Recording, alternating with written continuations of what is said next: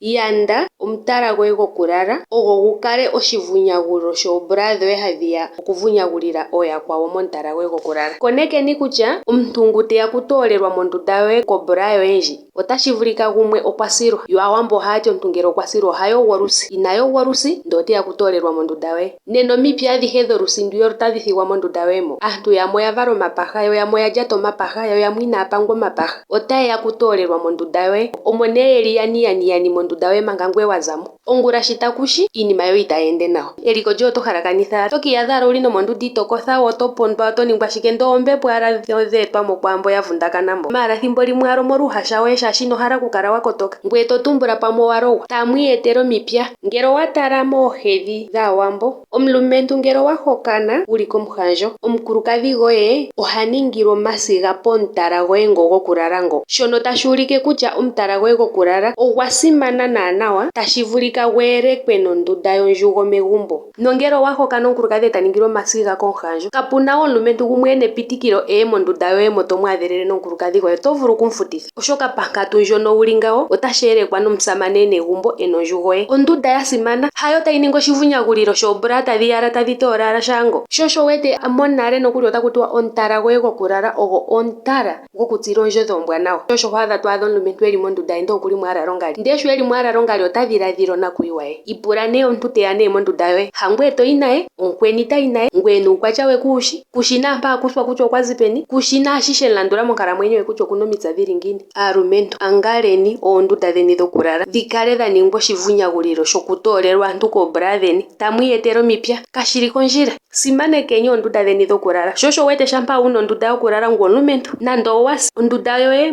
ombete yoye ohayi tumbwa mo etayi falwa pondje, yo ondunda yoye aantu yuulukile kutya omuntu ngu asa megumbo muno keshe waye omulumentu kamu wete oshimbete she sho shili pondunda ye. Nande owasi ito lililwa mondunda yosakala, oto lulilwa mondunda yoye. Shiishe ngele owa tokola ondjeva yokaana kaantu shi takeya megumbo etaka zimininwa, otamu pewa epitikilo muka lale mondunda yoye mo kaavali. Nongele owa hokana natango oto pewa epitikilo wu ningile omukulukadhi omasiga pondunda yoye, sho osho taku tiwa omukiintu okuli komuhandjo. Iinima yimwe mbino ohayi monika yafa yaana oshilonga, ashike itashi pelwa omuntu usama, oshoka tashi vulika thimbo limwe shili inoshi lombwelwa, naasho hoshiningi wushishi. Ihe takamitheni ita vulu owala tazi hono to edhilila shango. Nee monga yeli pelandulathano.